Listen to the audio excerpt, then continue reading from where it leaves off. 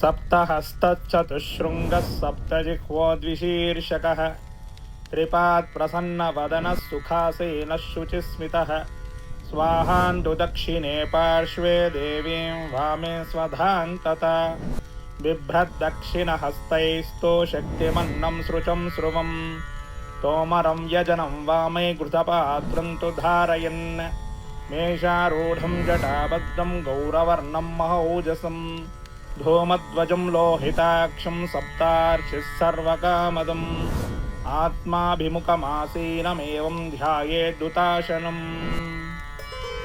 ఇది అగ్నిదేవుని యొక్క ధ్యాన శ్లోకం. ఇందులో అగ్నిదేవుని సంపూర్ణమైన స్వరూపాన్ని మనకు వివరిస్తున్నారు. ముందుగా సప్తహస్త చతుశృంగ, ఆయనకు సప్తహస్త 7 చేతులున్నాయి. అదేవిధంగా చతుశృంగ 4 కొమ్ములు ఉన్నాయి.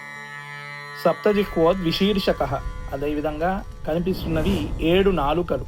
సప్తజిహ్వ అంటే 7 నాలుకలు. మనకు అగ్ని రూపంలో మనం హవనం చేస్తూ ఉంటే బయటగా తిరిగే శకలన్నీ కూడా అగ్ని యొక్క నాలుకలే, అవి నాలుకలు. అదేవిధంగా ద్విశీర్షక 2 శిరస్సులు కలిగినవాడు. త్రిపాద్ ప్రసన్నవదన అంటే 3 పాదములు కలిగి ప్రసన్నమైన ముఖముతో ఉన్నవాడు, ప్రసన్నవదన. సుఖాసీన శుచిస్మిత, సుఖంగా ఆసీనుడై పరమ పవిత్రమైన మందహాసము చేస్తున్నాడు. శుచిస్మిత, శుచి అంటే పవిత్రమైన, స్మిత అంటే మందహాసము, చిరునవ్వు. సుఖాసీన శుచిస్మిత. అదేవిధంగా ఆయనకు స్వాహాంతు దక్షిణే పార్శ్వే, ఆయనకు 2 భార్యలు మనకు తెలుసు. కుడివైపున స్వాహాదేవి, అదేవిధంగా ఎడమ వైపున స్వధాదేవి కొలువై ఉన్నారు.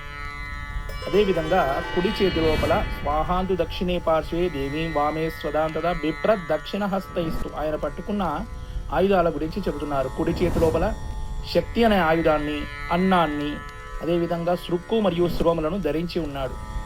ఎడమ చేతి లోపల తోమరం యజనైవామే ఘృతపాత్రం ధారయన్, ఎడమ చేతి లోపల తోమరము, వ్యజనము అంటే విసనకర్ర, అదేవిధంగా ఘృతపాత్ర అంటే నెయ్యి పాత్రను ధరించి ఉన్నాడు.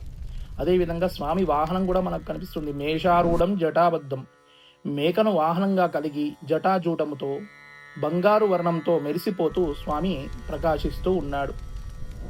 అదేవిధంగా పొగను ధ్వజముగా కలిగి ఉన్నాడు. ధూమధ్వజం లోహితాక్షం, ఎర్రని కనులతో 7 జ్వాలలతో కోరిన కోరికలు తీరుస్తున్న ఆ అగ్నిదేవునికి శిరస నమస్కరిస్తూ ఉన్నాము.